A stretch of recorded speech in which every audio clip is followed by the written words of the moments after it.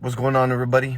Man, I was just thinking about today and just how often I find myself wrestling with God, really. Because I'm wrestling with my sin, constantly finding myself wrestling with the chaos and the disorder of life, and with the sufferings and the disappointments and the sins that I commit.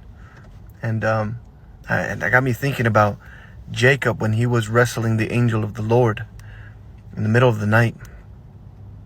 And he wrestled with this angel of the Lord all night until the morning broke, and the angel of the Lord touched his hip, dislocated his hip. And yet Jacob clung onto the angel of the Lord and asked for his blessing. He said, "Please, I will not let you go until you bless me." And in that very moment, the angel of the Lord renamed Jacob Israel, granted him a covenant name, a name that would establish his relationship with God forever. So after the angel of the Lord disappears, Jacob says, I've wrestled God and survived. I've seen the face of God and I've survived.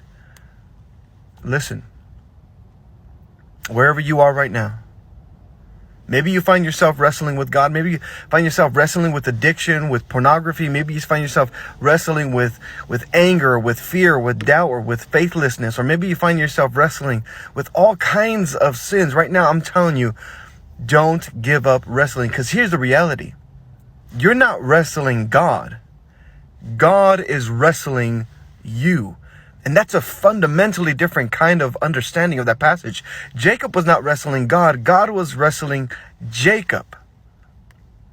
And so if you find yourself wrestling, that God is wrestling with you, let go of that addiction. Let go of that sin. Let go of that lust. Let go of that temptation. Let go of it. And you find yourself wrestling. And maybe you may even find yourself walking away dislocated and broken and hurt and injured.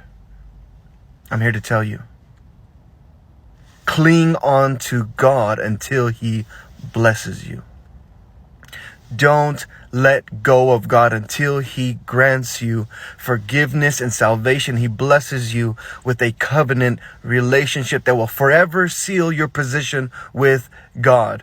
Don't despise those nights where you are wrestling, those days where you are wrestling, but rather recognize it that God is the one who is trying to break you free from your own sin and depravity.